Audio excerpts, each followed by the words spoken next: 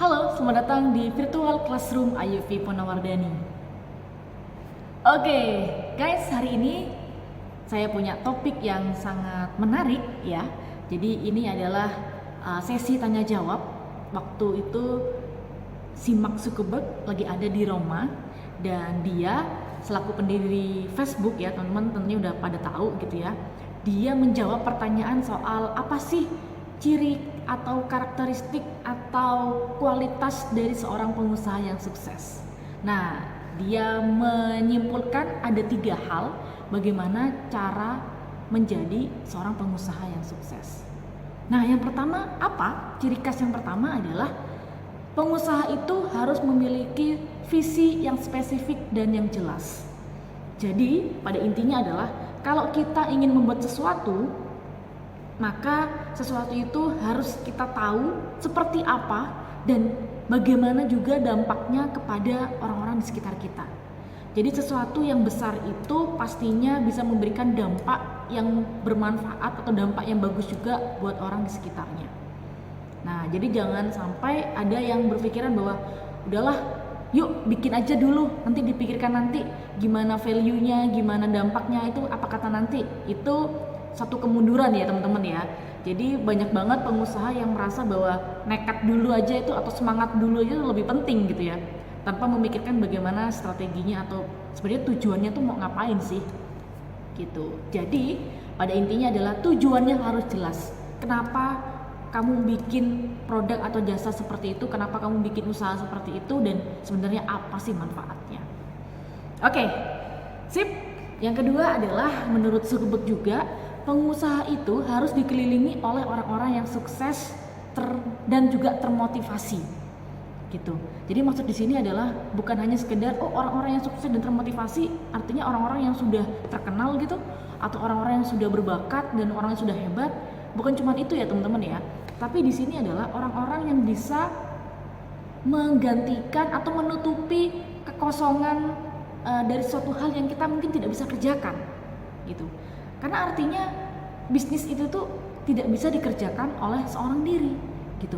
Pasti ada part-part di mana kita itu tidak bisa mengerjakannya karena mungkin keterbatasan kemampuan kita. Ya, seperti kita ketahui pada manusia itu tidak ada yang sempurna. Pasti ada aja sisi di mana kita itu lemah di situ. Nah, oleh sebab itu, ketika Anda ingin punya sesuatu yang besar, maka harus punya tim yang kuat dan tim yang solid. Gimana caranya untuk bisa mencari tim yang kuat dan solid? Caranya adalah carilah orang yang memang expert atau berhasil di bidang atau di area yang memang kamu tidak kuasai gitu. Jadi sebesar apapun talenta kamu, pasti ada satu hal bidang atau satu hal pekerjaan yang kamu tidak kuasai.